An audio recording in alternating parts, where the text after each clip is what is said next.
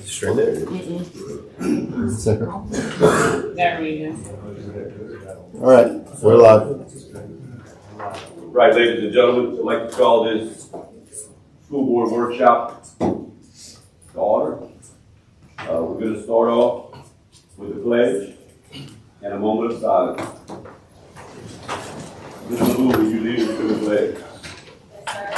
Pledge allegiance to the flag of the United States of America and to the republic for which it stands, one nation, under God, indivisible, with liberty and justice for all.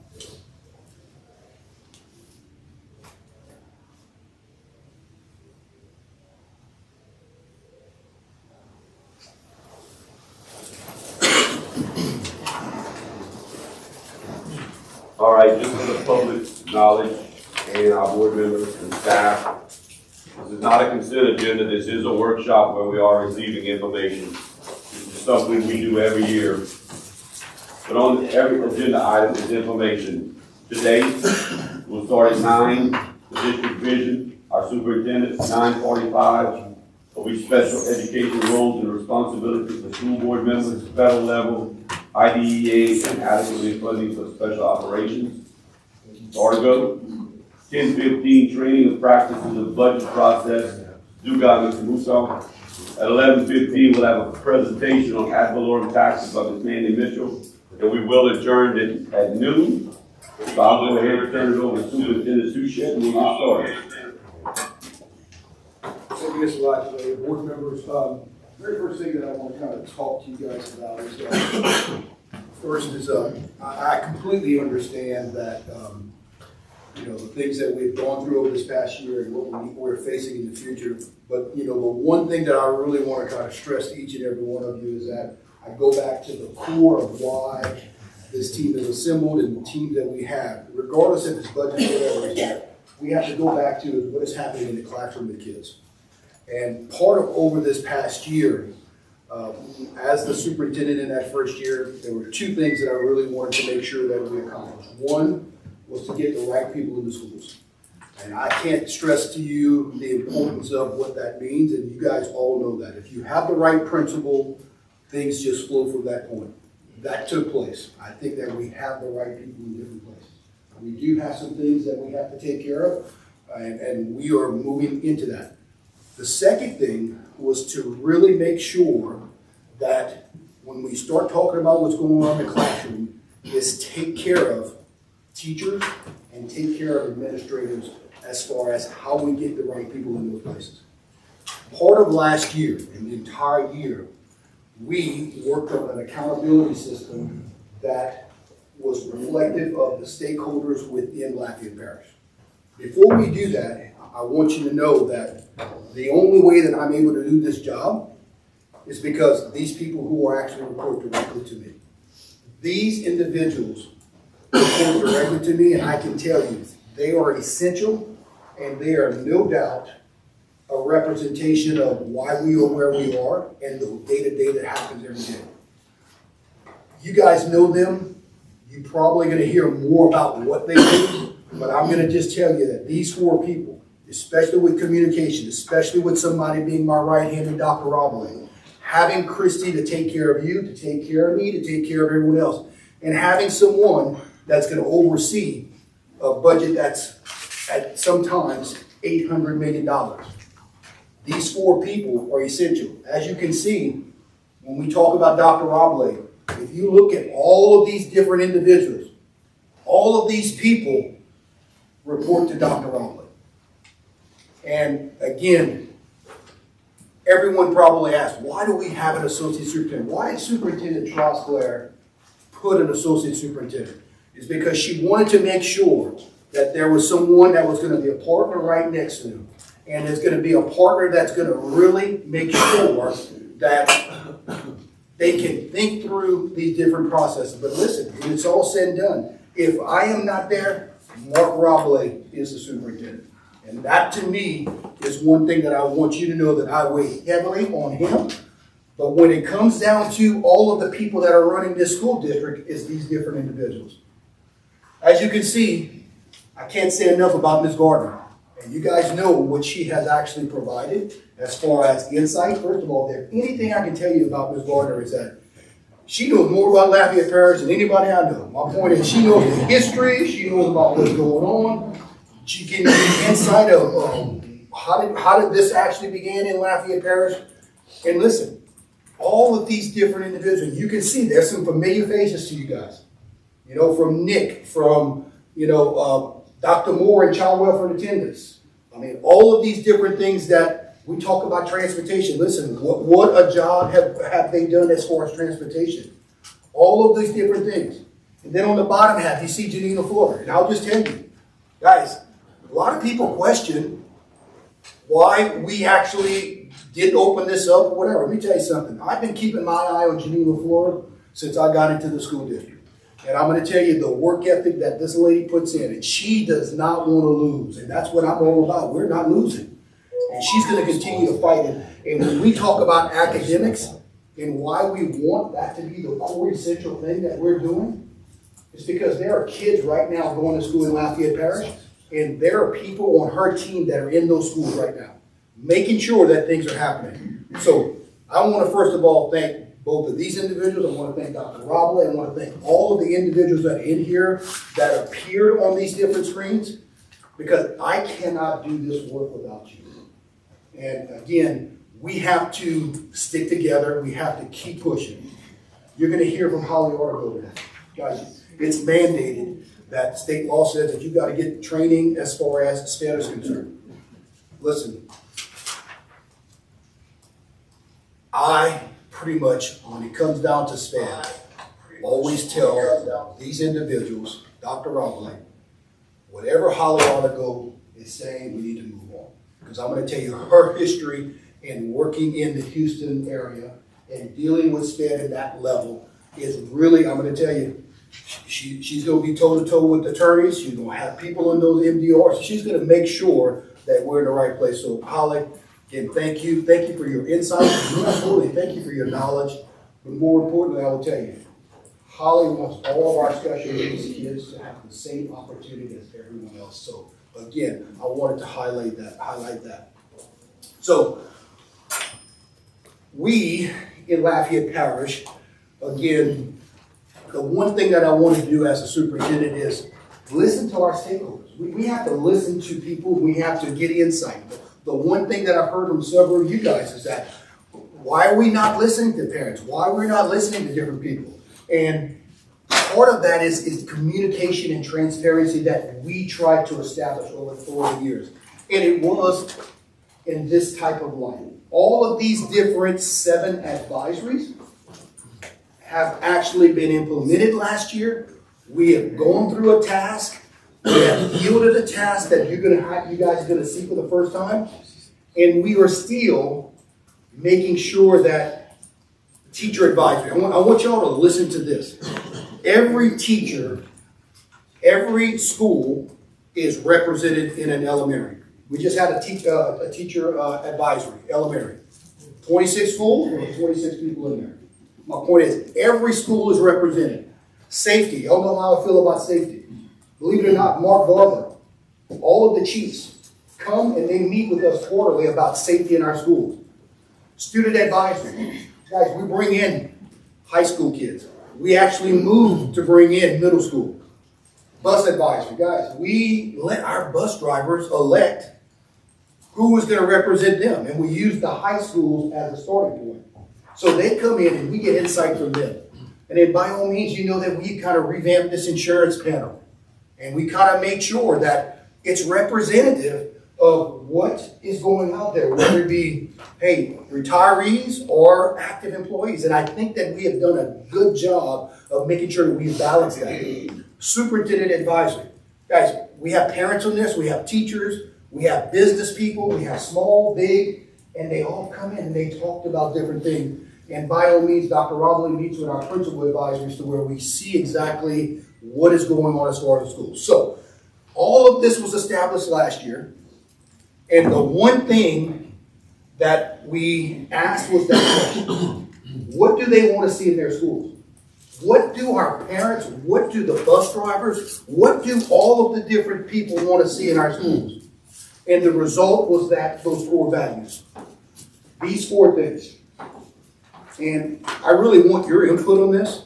I really want you as a board to understand that our number one thing right now, and I'm going to tell you, and I'm asking you to please don't put this on Facebook. Please do not text this to anyone. But we made a call that we're not going to school on Tuesday and Wednesday. We're not going to make it until 2 o'clock, and I'm going to tell you why. I don't want to disrupt the school day. I don't want to disrupt the school day. But I'm going to tell you, that's going to be Tracy and them are working on it right now. 2 o'clock, we're going to make that call, right? We're going to reassess how what it looks like on Wednesday as far as Thursday. But we're going to make sure that safety is our number one priority, whether it be the weather, whether it be anything else that's going on. And listen, the one thing that I've heard loud and clear, parents want a culture at their school. Parents want to be invited into school. Parents want to be a part of the school. I think you guys understand that, hey, if we don't have parents, we don't have schools. Growth, by all means, academically, we need to move kids. And we're going to continue to focus on that. But that last one is opportunities. If there's anything that I can say about Lafayette Parish, I've worked in 42 different school districts in the state of Louisiana. And Lafayette Parish, no doubt, leads in having opportunities for kids outside of ELA Math Science Association. Guys, we have a Magnet Academy. We have different programs that we have in different schools. We push and we make sure that kids have opportunities. Parents have choices about what they need to do. So opportunities is something. So when we talk about these 4 different things, we are right now looking at how we can assess schools starting next year in reference to each of these 4 different things. And we want to publicly go out there and tell people that at Alice Boucher, this is how they rank in reference to safety, culture, growth, and opportunity. What does that look like? Is it a star system? Is it a letter grade system? We are going to go back to those advisories, and we're going to start asking those questions to them. My hope is that we will adopt this as far as our Lafayette Parish accountability system so that it really puts a lot of teeth in when we say to the public that this is what really matters, because this is what the parents, this is all the different stakeholders, this is what they have actually said to us that's important in Lafayette Parish. Part of all of that, and I'm not going to get into this, but this is just for you to kind of just take a look. We kind of define some of those different things as far as what really matters as far as safety, culture, growth, and opportunity. Take a look at it on your own. We are diving into that right now with the different advisories. We're making sure that we're getting feedback. I don't want any teacher, I don't want any principal, I don't want any stakeholder saying that they are hearing this for the first time. We are going to dive into that this year, and we're going to make sure that when we bring that final product to this board, it's going to really have been flushed out from all different ends. Why? Why are we looking at these 4 different things? Guys, I don't know if y'all realize that we are really making sure that what matters is what is actually going through as far as stakeholders concerned. But the State Department of Education has really, and I don't know if you guys have seen it, the stakes are always changing year after year. And I'm not saying that, they're doing things wrong. There's some good things with their system, but there are some things that are not represented in that system. That is why we went back to these 4 different things. So we really wanted to make sure that that was something that we can actually zero in on. I will tell you, and I'm going to lay it all out. In 25-26, the new accountability system is coming in. There will be schools like Milton that is a predominantly an A, and I'm not saying it's going to go to a B, but it's a possibility it will be a B. There will be schools like Southside that was predominantly an A, they may go to a B. I'm not saying that's going to happen, but listen, the stakes are going to be really high, and the public is going to start looking at you, and they're going to start looking at us, and they're going to say, why did all of these schools go down? Why is it that these letter grades are going down? Kadiana may be from a B go to a C. My point is that people are going to start talking. And I need you to kind of be aware that this is coming. Now, you're probably saying, when? Right now, we are in the 24-25 school year. The accountability system for this year is still the old. We will get those in October, November. But when we start the school year in 25-26, that fall of 26, that new accountability system is coming in. And that means that, you know, they're going to get this. They're going to be talking about why letter grades have dropped. But here's what I'm going to go back to. We have done our work. We have actually, and we're going to promote this, and I'm going to work with communication. I'm going to work with our team that we have, and we're going to start flooding the communication with what really matters to us. And what really matters to us are these 4 different things. And how we define that is truly what we are working on right now. So, It's fall of 2025 or fall of 2026? fall of 26. So we're going to go through 25-26. In the fall of 26, they report out what those are going to be. And I'm saying that to you right now is because we're going to get letter grades again, and it's the same system. But I'm giving you a heads up that when we begin the school year in 25-26 in August, the whole school system is now under a new accountability system. Meaning, we have some schools that are projected to be Fs. They're going to go from that old accountability, they're going to go to the new, and some schools are going to hit that F mark. Now, let me tell you this right now. Janine, Dr. Robley, all the different individuals in here, they are working, and we're working diligently to make sure that that does not happen.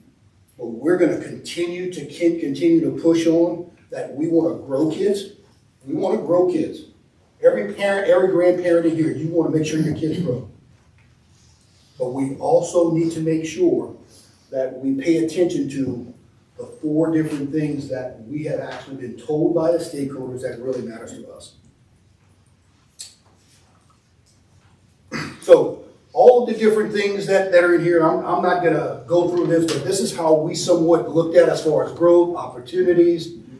I want to get to this right here as far as proposed timeline, just to kind of sum this up. We're working through all of these different processes, and it's summed up as this. Last year, we got to the point where these 4 core values came about as far as stakeholders. This year, we're trying to flush it out and see exactly how we would measure that. When we do that, we go back to those same committees and we let them help us define that. We're hoping that we can go full implementation with this in August. So I am saying to my team that this needs to be in front of you at a board meeting. I don't want you to hear about it at a board meeting in the spring, but in the spring, maybe in June or wherever, we want you to be able to adopt this as our Lafayette Parish school system accountability. So, questions, comments about, again, the PowerPoint gives you details about certain things that we're thinking. I didn't go into detail and the reason why, because some of those things may change after we engage with the different advisories. Those advisories are going to really help us define what those different measures are. Yes? So how are you quantifying this? How are you putting the measure on? So that is, again, the discussion that is going on right now. How do we define this? How do we put a number of this? So we've had some discussions. We somewhat have an idea, but I don't want to get into that right now because I really want it to be to where our parents, the teachers, business people, I want them to be able to help us define that. It could be to the point where, let me just give you an example. If we go back to, safety, right? Well, you see at the district level, we're going to be held accountable just like everybody else, but school-wise, if these are different attributes as far as safety, hey, did somebody get 3 out of 5? And what does that 3 out of 5 actually yield to? Did somebody get 4 out of 5? And what does that 4 out of 5 yield to? We don't know what that is, but what I'm going to say is that is what the task is right now in this school year to really define that. So this bulleted area will extend because we have just engaged with elementary people. Alex Melton, who is our district improvement person, took them through an exercise to where all 4 of these different things were on posters, and all of those teachers went around and started actually putting their thoughts on about what this means. So we're going to do that with with middle and high.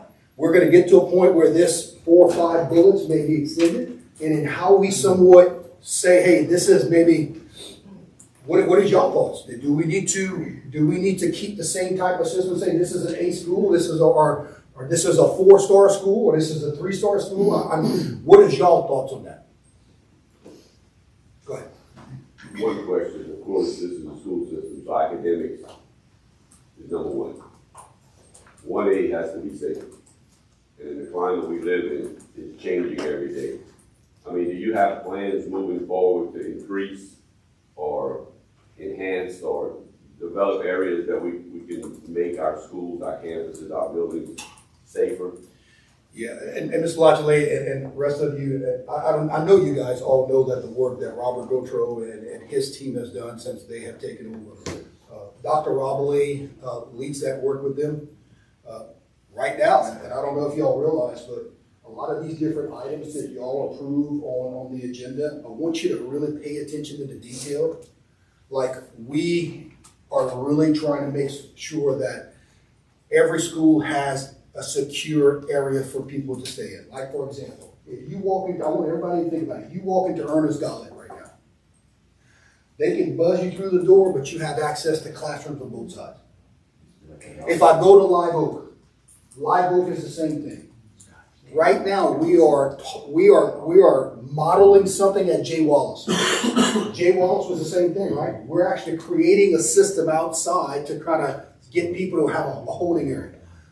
We are hoping by the end of the 25-26 school year, every school in Lafayette Parish will have a secure area. So we have money set aside to do this. It's something that we will be bringing to you. But when you start seeing secure vestibules, that's exactly what we're striving to do. So, first of all, I want to publicly thank that team, because they did. Austin had the same problem, and it's been resolved for the most part. We got some touching up to do, but they actually had access to hallways, and thanks to the guy through the holidays, they got it done. And I know it's premature, but what are we looking at? I don't want to say consequences for bad grade, but what are we? Are we y'all started discussing what we're going to do whenever schools start receiving those grades, or is that something we're going to talk about later? You're talking about once we actually, yeah. for this particular system, if we see that schools are just not meeting those different measures, listen, I would probably say that we would mimic what the State Department does, number one. More intensive assistance of actually, listen, here's what I'm going to tell you. Every single one of these people that are in this room that helped me to run this system will never, ever let that happen. I'm going to tell you this right now. This is going to happen. Listen, you know where culture comes from? Have the right principle. Have the right principle. You have the right principle, culture is going to take place, because guess what? Right now, there are 46 people leading our schools in Lafayette Parish while we sit here. It's because they have the right culture, which means, listen, I want you to invite. I want people in the public to be calling me because we're parking all over their property. All right? This thing that you hear about loved ones and all that stuff, listen, we want our parents into the schools. We want them to be a part of it. So I will just say to your point, Mrs. Armo, yes, we will have to give more intensive assistance to these. But here's what's going to really, I'm hoping that this is, you're going to know where each of the different schools, because we publicly told people. Parents want to know when they're making choices what matters to them as far as their schools are concerned. We'll get to that. Yes, sir. The state rolled out the new matrix for grading. So, right on the point. All right, so You knew it was coming next. here we go. So, going to end with this. This is how we measure right now, and this is what we're moving to as far as high school. So, here's what I'm going to tell you about K-8. K to 8. 54%. 54% is going to be in growth. And I'm going to tell you, I think that we're going to be okay. I think that we in Lafayette Parish, we grow kids. The thing that we are really struggling with now is that this new word called mastery, going from basic, that it was normal proficiency, but going to mastery is really going to throw some of these letter grades out of whack. When we move to high schools, there's usually 4 different measures. I'm just gonna say to you guys is that when we start talking about academics in high school, there's really only going to be 6 courses that make up 70% of the grade. English 1, English 2, algebra, geometry, U.S. history, biology. 6 courses are going to be the courses that are going to really, hey listen, I don't care what you do in chemistry. I don't care what you do in English 4. They are saying 70% of a high school's score is going to be in those 6 courses. Now let me ask you this, Mr. Lejeune. You a high school principal. All that pressure you would put on six different courses, you think those people are going to be wanting to bang the door down to teach those courses? No, sir. Unless they want a challenge. Yeah. And some will accept it, but the majority of them, you're right, they're not going to. All right, I'm gonna go teach my English 3 and my That's English right. 4. But guess what? Some of our better teachers are English 4 and English 3 teachers. So I say that to you to talk to you about the 3 things that I really want you to know, and I'm going to end my conversation. 1, and I know some of the different things that you're struggling, but we have to get teacher salaries for beginning teachers to $50,000. We have $47,600 right now. We need to get it to $50,000. And listen, I'm going to push on a few buttons, and I see some of you. We can do that in 2002. We can do some things. And I know that y'all, we put 1,000 here. What I'm trying to say is, I need to make sure that our kids are getting the best teachers. What's happening is, we don't have enough teachers in the pool at the college level, and I have to steal from other people. I need to be able to say, there is a difference between teaching at Lafayette Parish compared to Vermillion. And it's just not a difference that people are taking that leap of faith. Second thing, I'm not ready to yield this and give this to you yet. We're going to bring something to you in the spring in reference to incentive pay. Teacher incentive pay. Let me tell you something right now. There is a math and science teacher, English and social studies teacher right now that are busting their tails. And I'm not going to take anything away from art. I'm not going to take anything away from the electives of PE. But these teachers are under a lot of pressure. And what I'm saying is that we have to pay people on the front end, but more importantly, we will incentivize pay when they bring our kids to a certain point. Now, you're probably saying, what does that somewhat look like? I'm going to speak like a high school principal. Let's say I have an algebra teacher, and they got to teach 6 courses out of 7. We pay them on the front end to step into the door. First of all, I gotta get the algebra teacher to teach algebra 1. And let's say we give them $500 for each course. 5 times 6, $3,000 on the front end.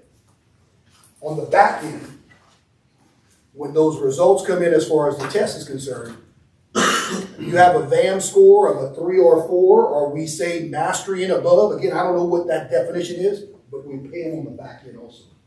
So you got to pay them to go in, and you got to pay them on the outside. Now you're probably saying, what happens in elementary? What happens in middle? Let me tell you, the foundation of anything that's going on in high school is what's happening in our elementary schools right now. Kindergarten ready. Those kindergarten teachers are under a lot of pressure. They gotta get kids to read by third grade.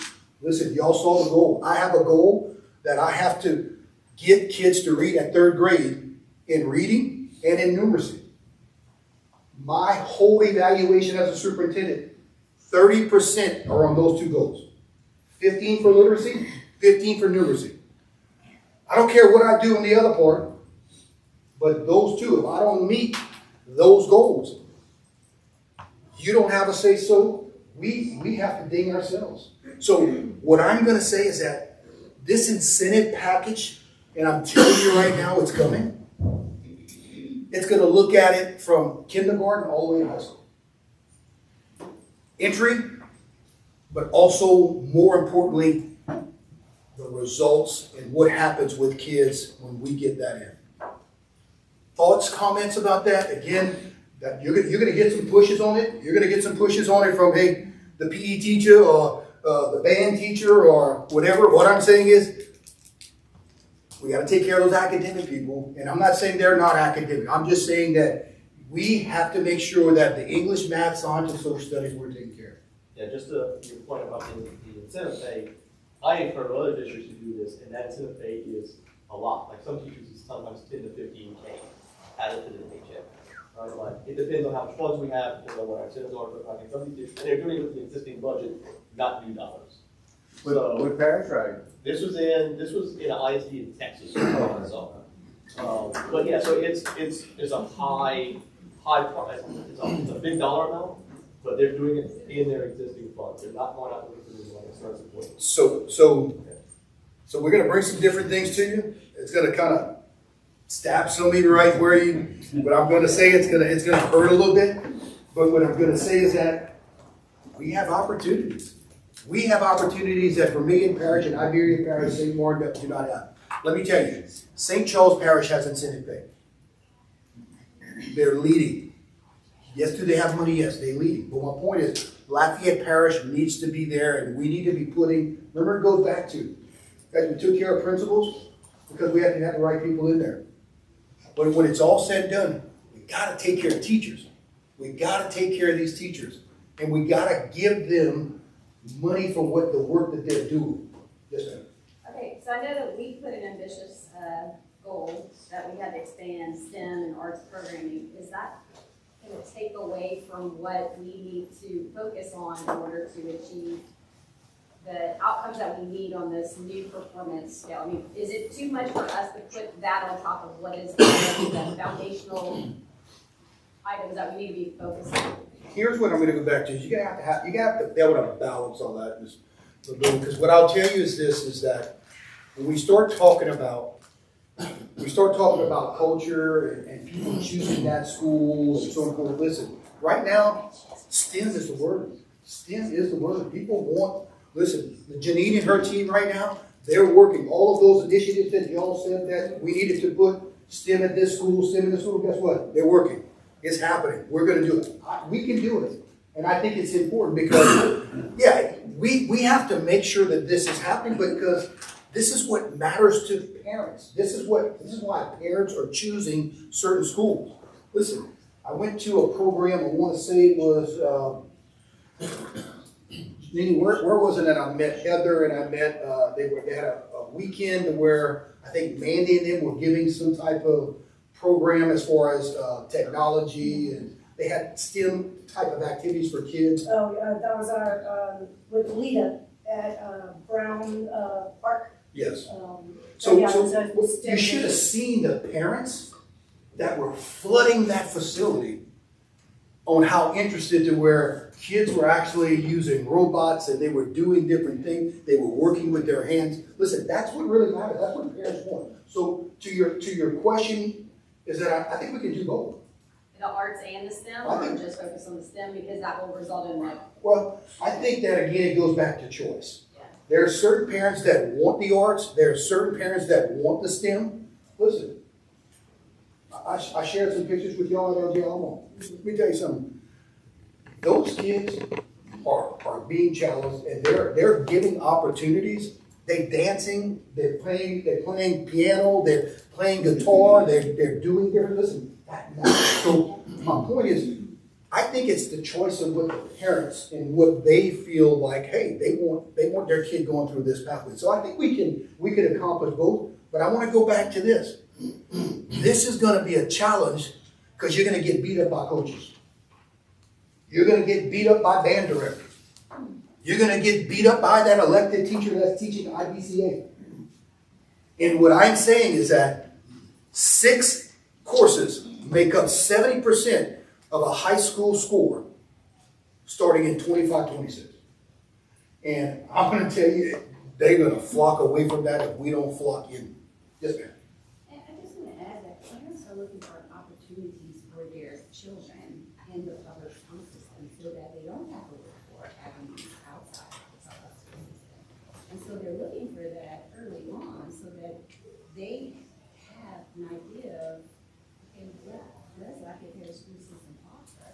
But also that puts their children in a competitive market space early on rather than waiting until they get to high school. Okay? And so, and it's about being in a competitive market.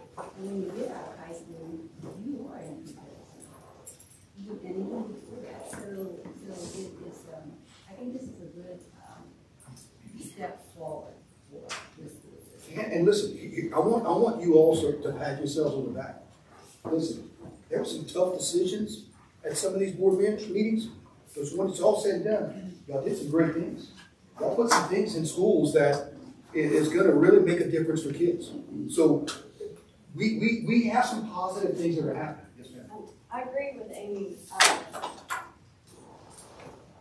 The sport that we're being graded on, does it have any kind of sports, these cultural things that we want to do?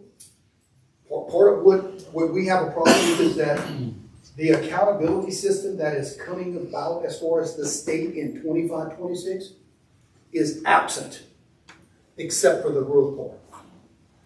What I'm going to say is that, yes, that matters. And by all means, if you have a kid in school, you want your kid to grow, right? And by all means, we're going to address that. But listen, these things matter, and that accountability doesn't take those things into consideration. And I want to make sure that we have what our community and what people have said that is important. Like, I never want to call y'all and say, there's a child that's not going to come home that just went to school because of something that happened at school. My point is that we got to be proactive and we got to do certain things. That's why we have safety as a big piece. I'm going to be pushing some things in there because I'm going to schools right now, and with all the measures as far as fencing, all the measures as far as weapon protection, there's not a truly indication of inspect what we expect. I want you to just hear what I just said. There's not a true indicator that when I walk into a campus at 6:45 in the morning and people are walking through the weapons detection and it goes red, that kids continue going on.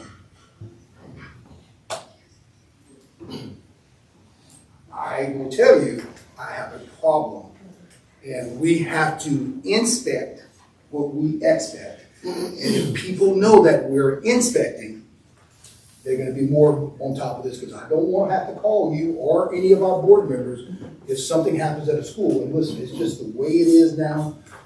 But again, I want to thank you because y'all are paving the way for every school district to actually mimic as far as these different safety measures. Yes, sir. So I don't want to get in the weeds on this, but to your point, you know, I've been on campuses several times where, you know, there's a gym bag or maybe an instrument case that goes around. Yeah. Well, what's in the case? Is it an instrument? You know, we need to be able to utilize this technology to its potential and use it for what it's meant for. And I understand that we're going to be backlogging kids and people are going to have to wait, but either we're going to use it or we're not. Yeah. And again, part of what I've said is that, look, we have some things in place, but if we really want this to be a true indicator of whether or not our schools are safest, we got to make sure that we are refining our practices. We're inspecting what we expect, just making sure that that is happening. Listen, we got one person that's running around this school district doing 46 different schools. Every morning, I hit a high school, a different high school. I don't even tell my team where I'm going. I don't even put it on my calendar. I go to Carrico High School, and I'll go to Acadiana, or I'll go, you know why? Because they're the earliest they go to school. They start taking in kids at 6:45 in the morning. And listen, I don't tell anybody. I just walk in like I'm a student and walk through the weapons detection, and I just mingle myself in, and I just watch from afar of what is going on. And again, I'm not doing that and I usually go back and tell my team what the issues are. But I don't do that to confront anybody or whatever. What? Listen, it goes down to is that we got to do a better job. And our kids are engaged in a lot of different things after school and so on and so forth. And a lot of that spills over to our schools. And we have to be prepared at all times. Safety, safety, safety, safety. Okay. Yep. Last thing that I wanted to say. $50,000 incentive pay. And here's what my last thing. And Matt is going to come up next and we're going to start talking about that. We're going to take a break, but we will be more fiscally responsible in the budget that you will get. We're scrubbing line items.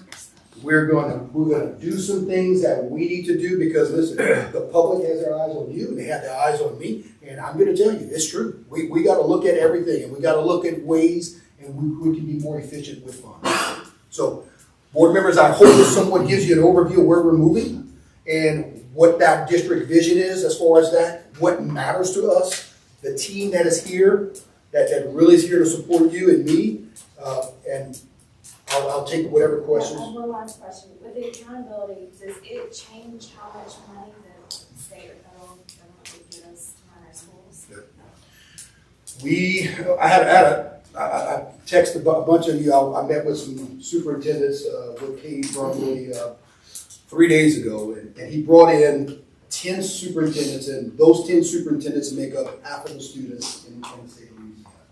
And part of what he was basically saying, and I'm telling you what he said, McFarland, means and appropriations, the guy that's controlling the money in Baton Rouge, don't expect any more money and make sure that you take care of what you have to in your school district because you're not getting anything more.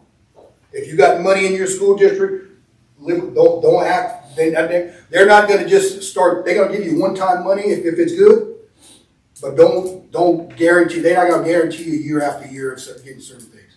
And that is coming from Cade, and that's what appropriations is telling them. Like money is really, yes, that's going to be this big bill. Y'all want to hear from Mandy about the ad valorem tax. Some decisions that you as a board have to make. But what I'll say is that don't expect. We are going to just we are good in Lafayette. Just take care of what you need to. The one thing that I spoke up to the whole superintendent, I said, listen, I'm not worried about what the state's doing. I'm worried about what Lafayette Parish is doing. I'm worried about what the stakeholders are telling me they want in their schools, and we're going to do what we have to do out here. I just want to commend you because I did have a couple of legislators call me after they met with you, and you explained to them how the MFP works, how the offset works, how all that.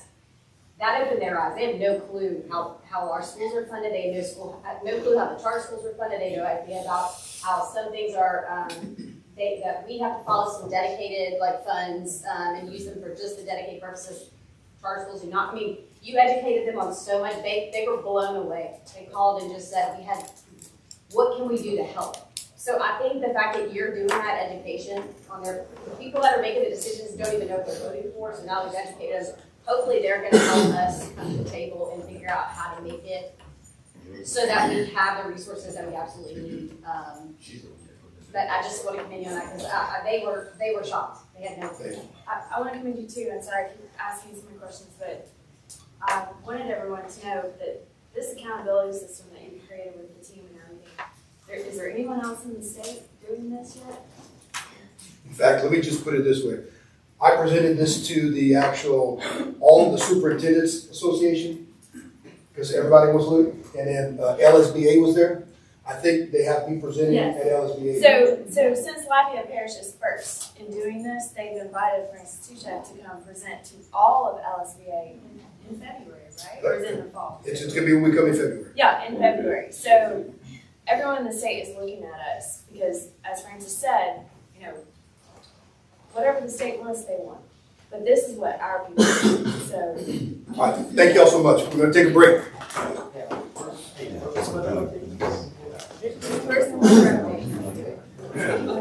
They got the soft drinks back there. Holly, you got your ticket right here. Bar Association. Yeah,